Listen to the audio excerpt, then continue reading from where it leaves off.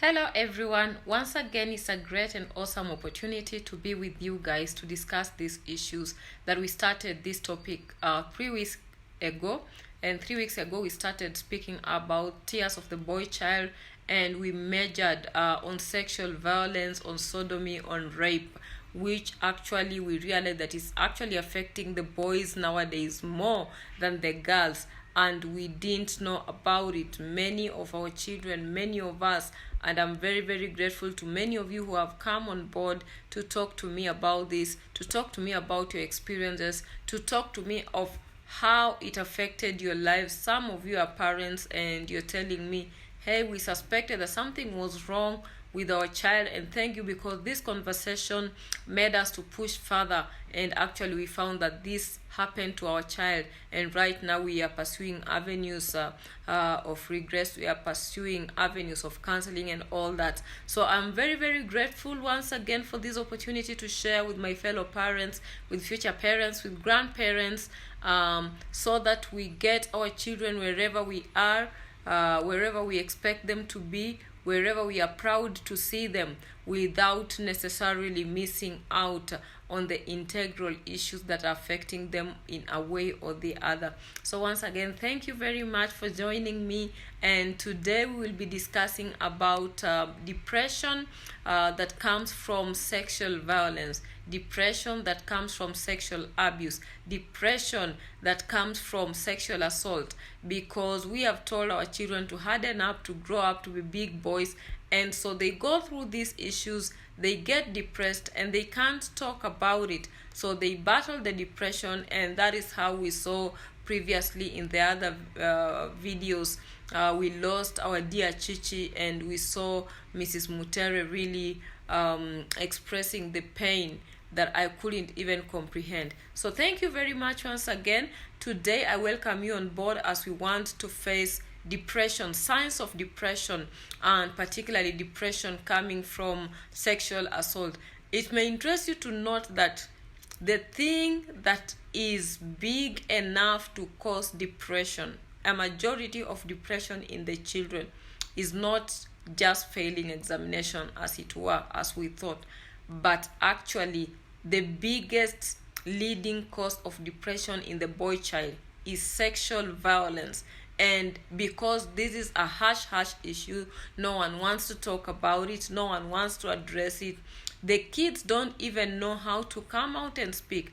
And also because the people who do it, the people who violate them, are close relatives, they are brothers, they are cousins, they are uncles, they are people that we have entrusted them. They are people that, if the child told you that this and this happened, you won't believe it.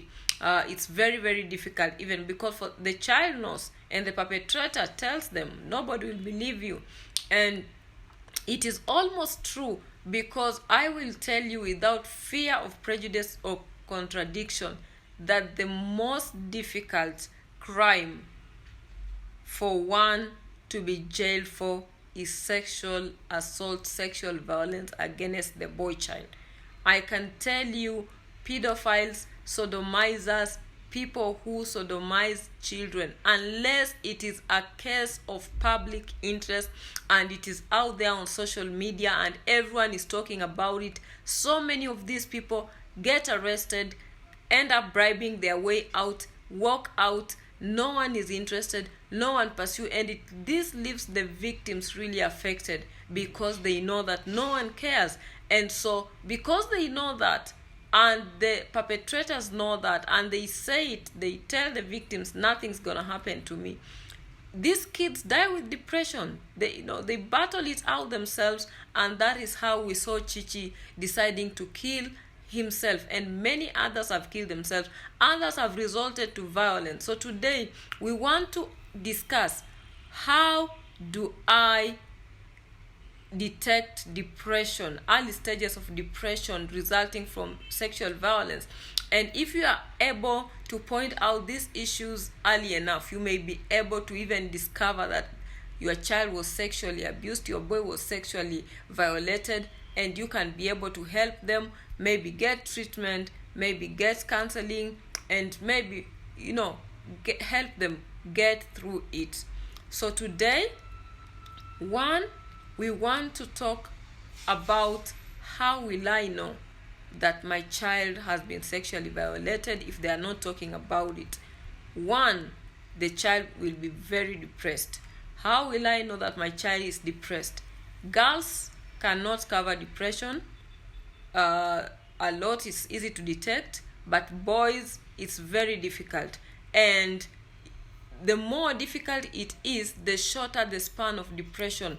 Mostly within 6 months, most of them will end up trying to harm themselves, will end up committing suicide, will end up in the wrong group, will end up in the wrong company, will end up in a criminal gang, they will end up on alcohol abuse, they will end up on drugs. So if you do not detect it early and talk to this child and get them psychological help and help them through the pain, you will easily lose your child that way. The child will be depressed, the child will go into alcohol abuse, the child will easily join a criminal gang where they feel that they are accepted and they can talk about anything and they can release that tension by doing crime out there. They can release the anger they are feeling, the agony on other people. So today, how do you detect depression in your son?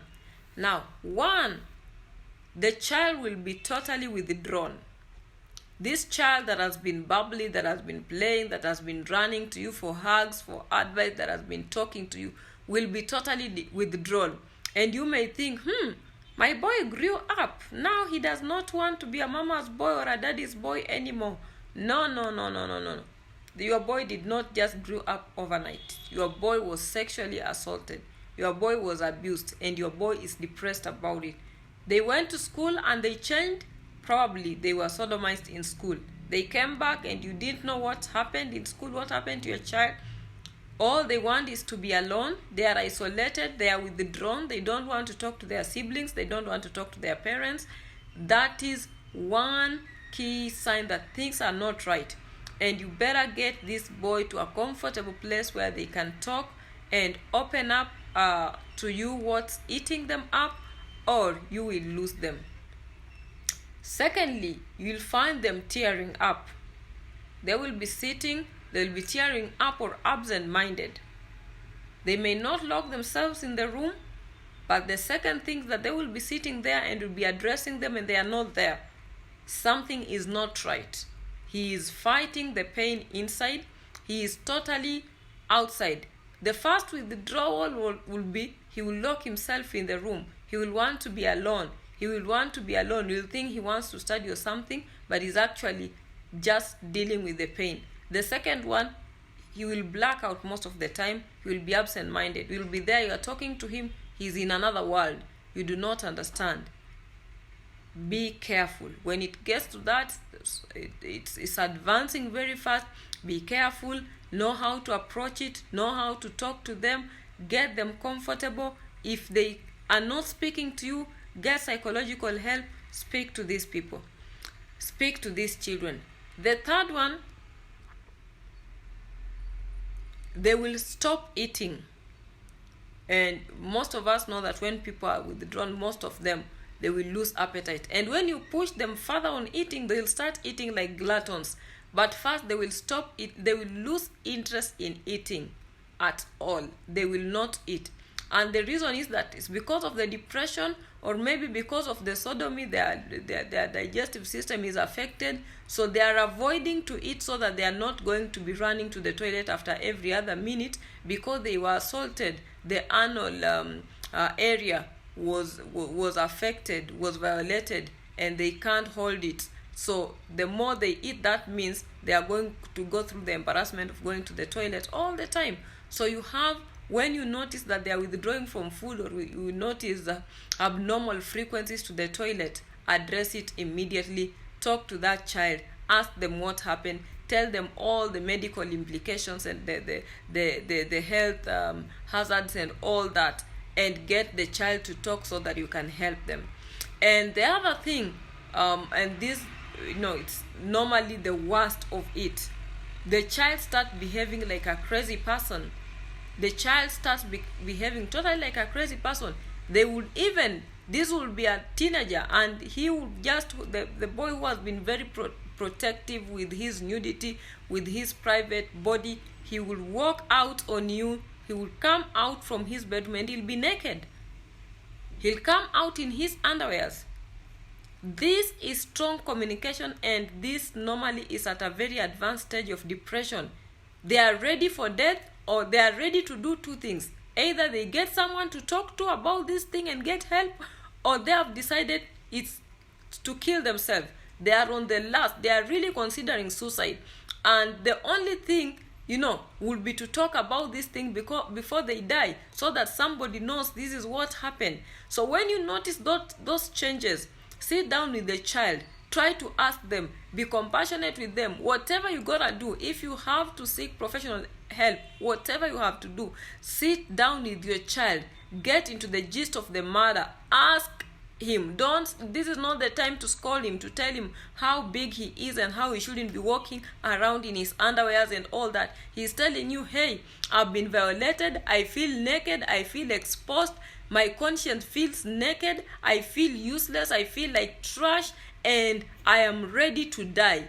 So if I'm ready to walk naked like a madman, I'm as well ready to die. You better start talking to me so that you can help me, or you better just let me die. So parents, be on the lookout. Be on the lookout on these things. When you see these signs and any other signs that I've not mentioned, if you've experienced this and you've seen any other signs of depression that I've not mentioned, please come out and share, so that we can share with the other parents. We can help each other. We can rescue these boys. The case of Chichi really broke my heart, and I wouldn't want to see any other boy die to depression because of sexual violence.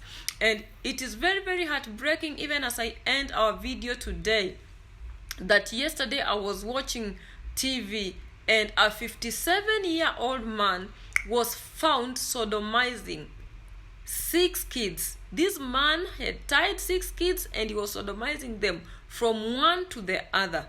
And this person, probably the parents have gone to work. This is the person, maybe is a mentor. This is the person they trust.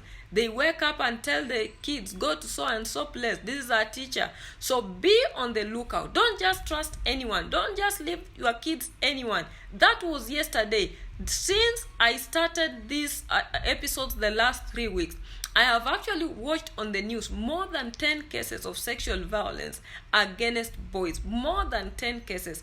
And these things are the issues that are destroying these kids. You saw a very brilliant boy in your neighborhood. Your neighbor had a very bright son. You thought this would be the doctor, this would be the engineer, this would be the pilot.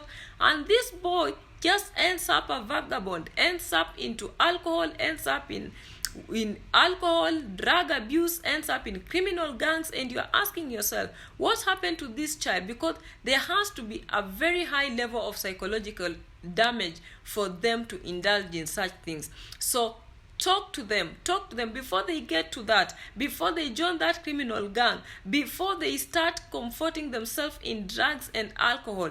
Please talk to these children, notice the slightest changes and help them out. And as I spoke to many of you, I would like to make it public.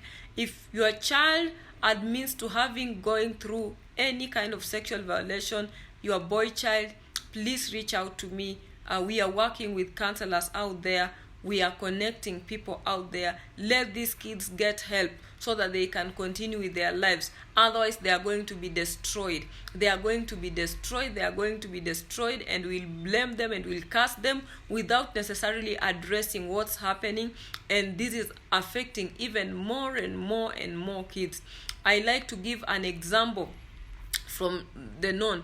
In the village, wherever I come from, I probably haven't seen a village with a high number of geniuses, with a high number of bright people.